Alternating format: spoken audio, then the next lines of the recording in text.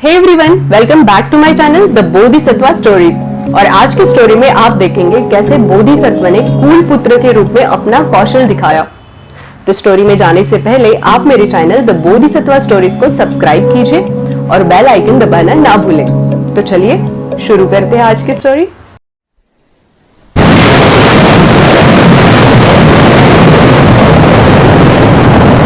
Cool पुत्र का कौशल।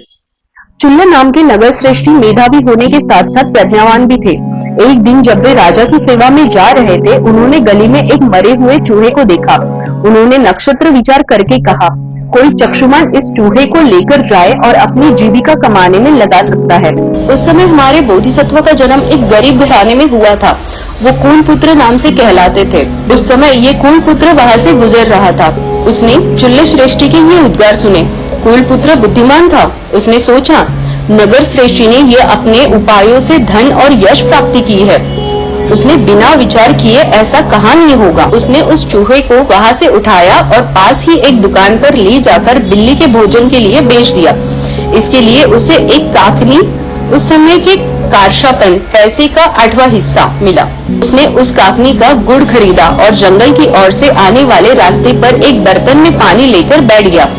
कुछ माली जंगल से फूल चुनकर आ रहे थे। कूल पुत्र ने उन्हें थोड़ा थोड़ा गुड़ दिया और पानी पिलाया। मालियों ने खुश होकर उसे एक एक मुट्ठी फूल दिए। अगले दिन उसने इन फूलों को बेचकर प्राप्त धन से फिर गुड़ खरीदा। इस बार वह गुड़ और पानी का घड़ा लेकर नगर के पुष्प उद्यान के द्वार पर जा बैठा। गुड़ और ठंडा पानी पीकर माली प्रसन्न हुए। उन्होंने फूलों के साथ साथ पुष्प वृक्ष भी भेंट दिए। कूल पुत्र ने इन्हें भी नगर में जाकर बेच दिया। उसका यह सिलसिला चलता रहा। थोड़े समय में ही उसने इस उपाय से 8 कारशापन प्राप्त कर लिए। एक दिन नगर में जोर की आंधी आई। राज उद्यान सूखी लकड़ियों और पत्तों से भर गया। उद्यान के माली को समझ में ही नहीं आ रहा था इतनी सारी लकड़ियां और पत्तों को कैसे हटवाए।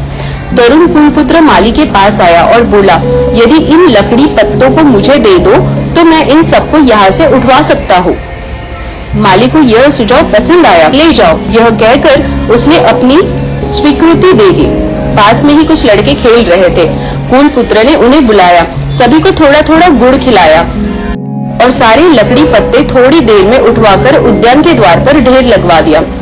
उस समय एक कुम्हार राज परिवार के बर्तन पकाने के लिए लकड़ियों की तलाश में था। राज उद्यान के द्वार पर उसने सूखी लकड़ी और पत्तों का ढेर देखा। तरुण कूलपुत्र ने उसे ये लकड़ी पत्ते बेच दिए। इस सौदे में उसे 16 कारशापन और 5 बड़े मिट्टी के बर्तन मिले। इस प्रकार धीरे धीरे उसके पास 24 कारशापन हो गए। अब उसने नगर द्वार के पास एक पानी की प्याऊ लगा ली और सभी घास काटकर आने वाले लोगों को गुड़ खिलाकर ठंडा पानी पिलाने लगा। उसकी सेवा भावना से प्रभावित होकर एक दिन सभी घसियारों ने उससे पूछा, तूने हमारा बहुत उपकार किया है, हम तेरे लिए क्या करें? काम पड़ने पर बताऊंगा, कूल पुत्र ने उत्तर दिया। थोड़े दिनों में ही नगर द्वार पर तैनात राजकीय अधिकारियों से उसकी मित्रता हो गई। एक दिन उसे मालूम हुआ कि नगर में एक बड़ा व्यापारी 500 घोड़े लेकर आने वाला है। चतुर कूल पुत्र ने घसियारों से कहा, आज सभी मुझे एक एक पूली घास की दे दो और जब तक मेरी घास नहीं बिकती तब तक अपनी घास कोई नहीं बेचे। घसियारे उसकी सेवा कर्म में बहुत प्रभावित थे। उन्होंने उसकी बात मान ली। इस प्रकार ही उसके पास 500 पुलिया इकट्ठा हो गए। जब घोड़ों का व्यापारी नगर में पहुंचा, उसे नगर में कहीं घोड़ों के लिए घास नहीं मिली। अब मजबूर होकर चतुर कुलपुत्र से 1000 कारशापन देकर घास खरीदनी पड़ी। कुछ समय बाद उसे कर्मचारियों से ज्ञात हुआ कि नगर घाट पर कीमती माल लेकर एक पोत आने वाले हैं। कुशल कुलपुत्र इस मौके को हाथ से जाने नहीं देना चाहता था। उपाय कौशल में चतुर कुलपुत्र ने 8 कारशापन देकर एक सुसज्जित रथ किराए पर ले लिया। बड़ी सजधज के साथ वह रथ में बैठ गया और घाट पर पहुंचा। जाते ही पोत दलाल को उसने एक कीमती अंगूठी भेंट दी। उसने सोचा, अवश्य ही ये नगर का बड़ा व्यापारी होगा। कूलपुत्र नदी पत्तन के पास वही कनात तनाव कर उसमें सजे आसन पर बैठा। कनात के द्वार पर नौकर खड़े कर दिए गए। हिदायत दी कि कोई उनसे मिलने आए तो 3 द्वार पार करके लाना। पोत के आने की खबर पाकर नगर के अन्य व्यापारी भी माल खरीदने नदी पत्तन के पास पहुंचे। पोत दलाल ने उन्हें बताया, यहाँ से तुम्हें माल नहीं मिल सकता। अमुक स्थान के महान व्यापारी ने पेशगी अदा कर दी है। सभी व्यापारी कुलपुत्र के पास पहुँचे। नौकर उन्हें 3 द्वारों से घुमाकर अंदर ले गया। सुसज्जित आसन पर बैठे व्यापारी बने कुलपुत्र को देखकर सभी हैरान हो गए। ये व्यापारी संख्या में 100 थे।